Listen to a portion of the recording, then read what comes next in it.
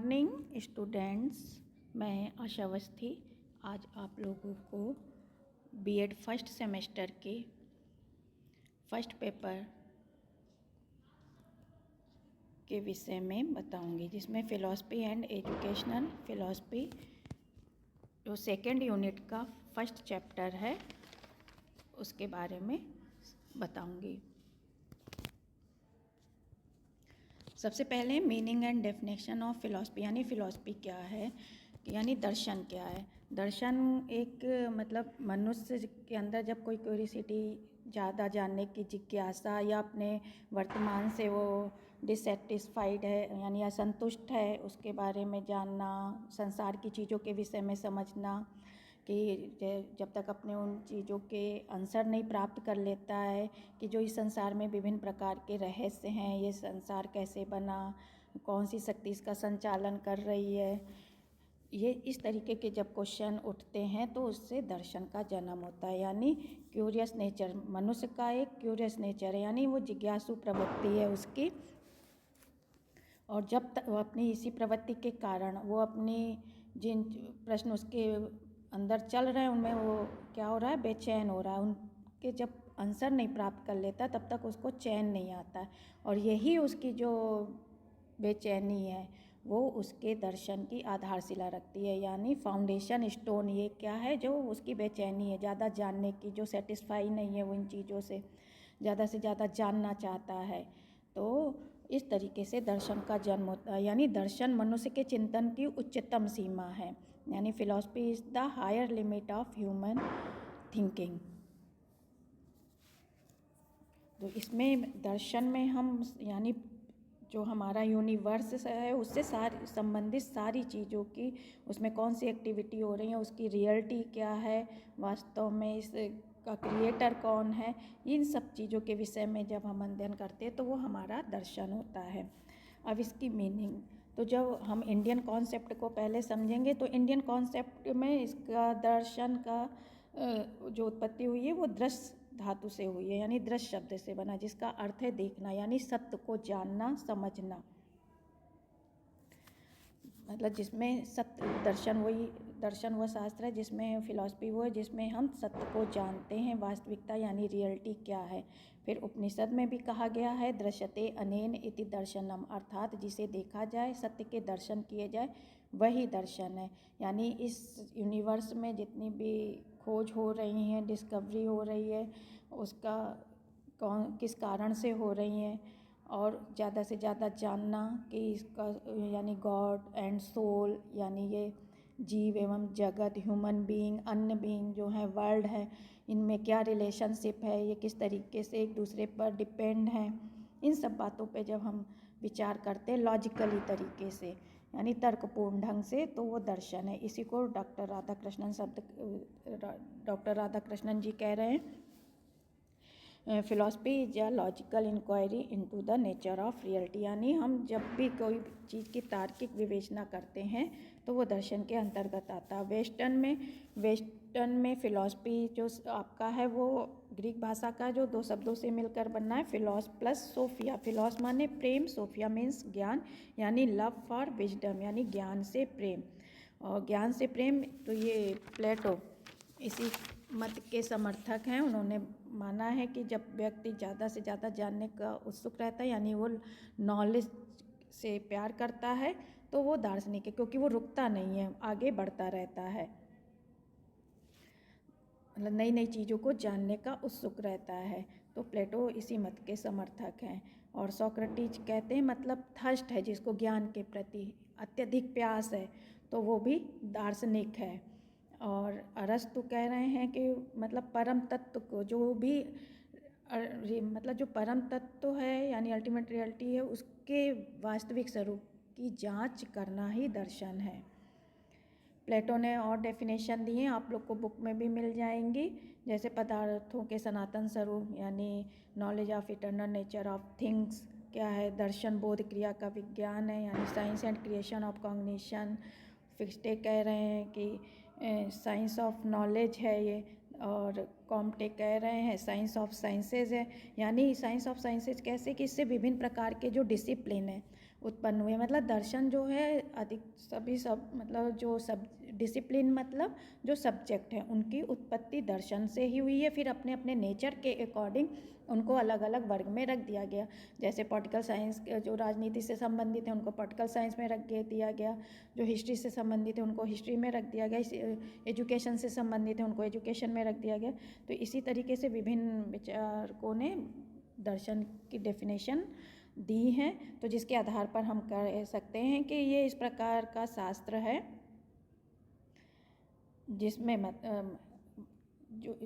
संपूर्ण ब्रह्मांड यानी पूरे यूनिवर्स से संबंधित चीज़ों की खोज की जाती है, उनके बारे में जाना जाता है। अल्टीमेट रियलिटी क्या है, जो मानव है उसका यथार्थ स्वरूप क्या है, और जो ये सृष्टा यानी इसका creation and creator and soul and god के बारे में कि आत्मा परमात्मा ज्ञान अज्ञान के विषय में, उस नॉलेज को जानने के जो साधन हैं उनके विषय में हम अध्ययन करते हैं। मनुष्य जीवन का लास्ट एम क्या है ना, अल्टीमेट एम क्या है ह्यूमन लाइफ का, ये सब जब हम जानने की जिज्ञासा रखते हैं या उस पर लॉजिकली थिंकिंग करते हैं तो वो सब दर्शन के अंतर्गत आता है। हम इसका nature and characteristics of philosophy, ये अनुभवजन यानी एक्सपीरियंस पर आधारित है और स्पेकुलेशन यानी परिकल्पना पर आधारित है। ये प्रैक्टिकली नॉलेज नहीं है, एम्पिरिकल नहीं है, यानी इसको हम एक्सपेरिमेंट के द्वारा सिद्ध नहीं कर सकते यानी प्रूफ नहीं कर सकते हैं। और यह सब्जेक्टिव है, ऑब्जेक्टिव नहीं है।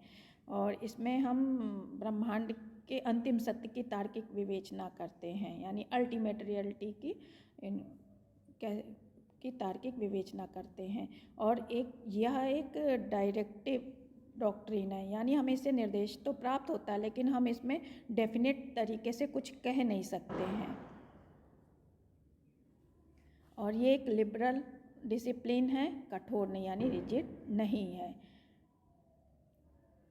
और इसमें हम जो फिलॉसफी है उसमें हम ज्ञान के नेचर को समझते हैं यानी नॉलेज का नेचर क्या है, और उस नॉलेज को प्राप्त करने के क्या रिसोर्सेस हैं, क्या मेथड हैं, उनके विषय में हम लॉजिकली तरीके से डिस्कस करते हैं। और फिर इस दर्शन में हम वैल्यू एंड एथिक्स के विषय में भी जानते हैं कि इसमें मनुष्य के जो कार्य हैं वो किस तरीके के हैं, उसको कौन से कार्य करने चाहिए, कौन से नहीं करने चाहिए।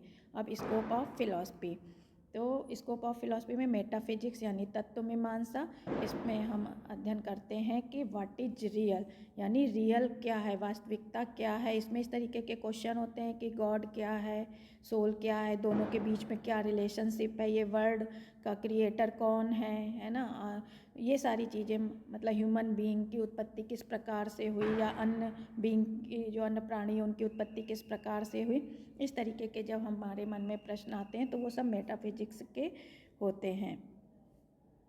अब इसके 5 पार्ट हैं। मेटाफिजिक्स ऑफ द सोल, इसमें हम सोल के विषय में अध्ययन करते हैं कि आत्मा क्या है, उससे संबंधित और उनका जीव के साथ यानी बीइंग के साथ क्या संबंध है।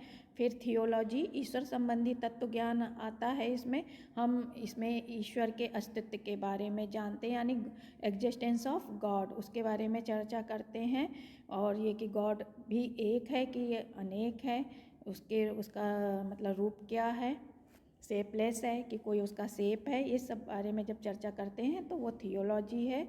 फिर है कॉस्मोलॉजी यानी सृष्टि संबंधी तत्व ज्ञान, इसमें सृष्टि की उत्पत्ति से मतलब सृष्टि किस प्रकार से उत्पत्ति हुई उससे संबंधित हम तत्व ज्ञान प्राप्त करते हैं कि यानी उसका फिजिकल तत्वों से उसकी उत्पत्ति हुई है कि स्पिरिचुअल एलिमेंट्स या फिजिकल एलिमेंट्स किस प्रकार के एलिमेंट्स से उसकी उत्पत्ति हुई है, इस बारे में चर्चा हम कॉस्मोलॉजी में करते हैं। क्योंकि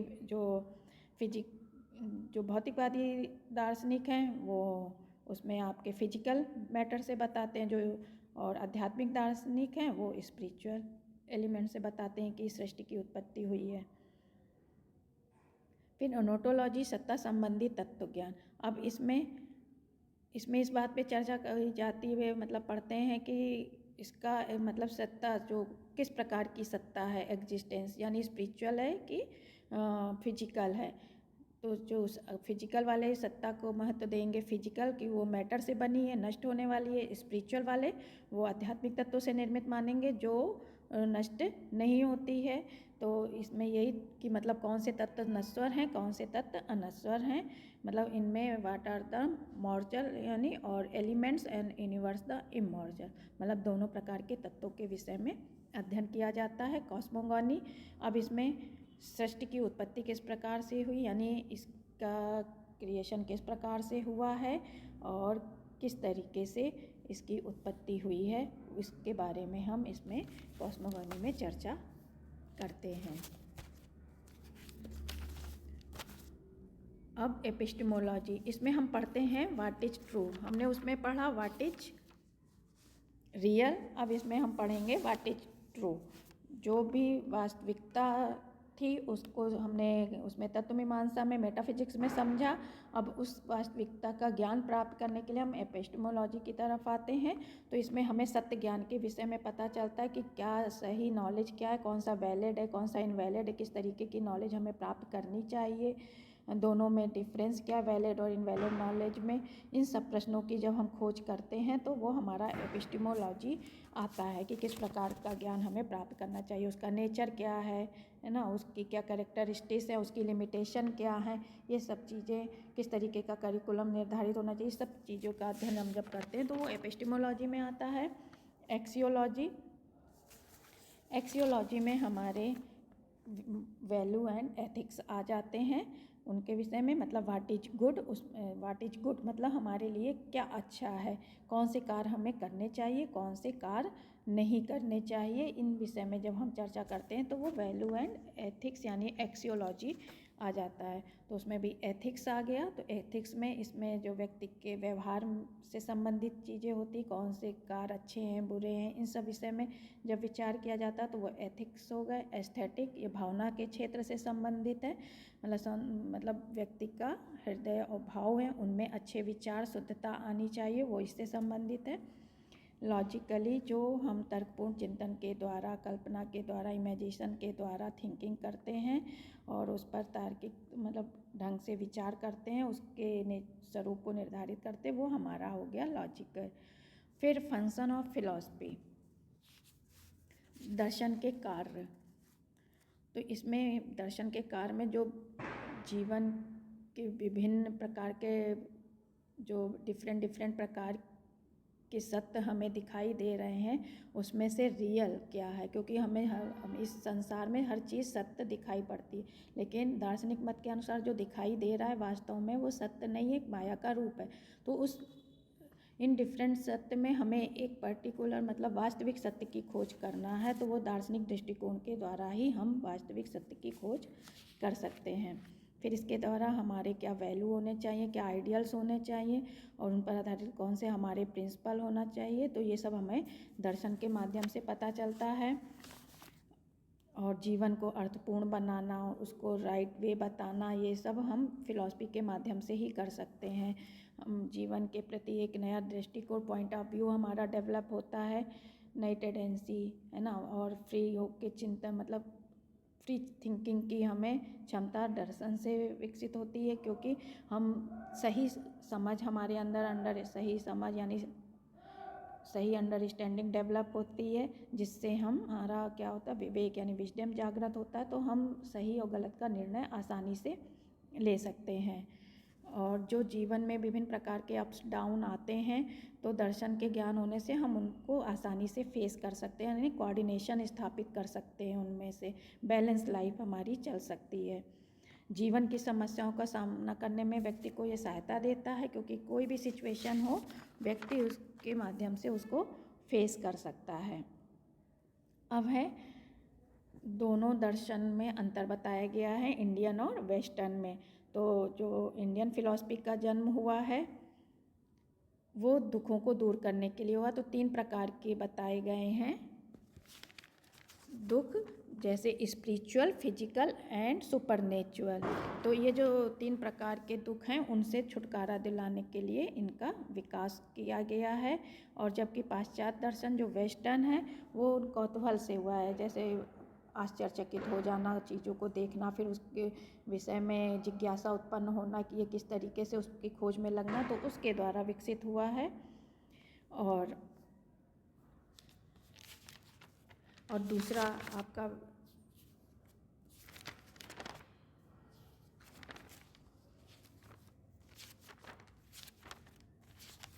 Indian philosophy have been developed independently, मतलब स्वतंत्र रूप से उसका विकास हुआ है भारतीय दर्शन का। और ये जो मतलब वेस्टर्न फिलॉसफी है वो विभिन्न जो डिसिप्लिन हैं, जैसे आपके मानव शास्त्र वगैरह हो गए और सोशलॉजी हो गए, पॉलिटिकल साइंस हो गए, उनसे वो डेवलप हुई है। और थर्ड नंबर है मतलब जो इंडियन फिलॉसफी है वो मतलब ज्ञान किस प्रकार, नॉलेज कैसे है, उसका नेचर कैसा है, रियल नॉलेज क्या है, उसकी व्याख्या करती है। जबकि वेस्टर्न फिलॉसफी मतलब वो मतलब साइंटिफिक की ओर ज़्यादा झुकी हुई है, मतलब साइंस की ओर ज़्यादा झुकी हुई है और वो साइंटिफिक व्याख्या मतलब करती है। और जो इंडियन फिलॉसफी है वो एम्पिरिकल नॉलेज पर बल देती है और जो वेस्टर्न है वो लॉजिकली बेस्ड है, उसका उस पर आधारित है। अब आता है एजुकेशनल फिलॉसफी।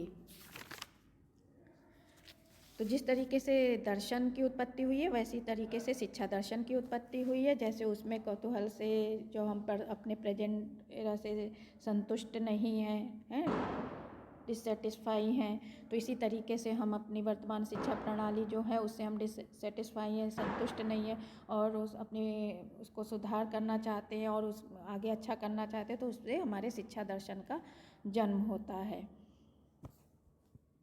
तो इसमें हेंडरसन कह रहे हैं कि philosophy of education is the application of philosophy to the study of the problem of education, यानी जो भी शिक्षा के क्षेत्र की समस्याएं होती हैं उनमें हम दर्शन से उसका समाधान प्राप्त करते हैं। इसी प्रकार किलपैट्रिक भी कह रहे हैं कि जो भी विद्यालयी शिक्षा है उसके जो भी एम्स वगैरह उच्च स्तर के हैं, जो भी उसके लिए कार्य विधियाँ हैं यानी प्रोसीड्योर हैं, वो सब हमें दर्शन के माध्यम से प्राप्त होता है।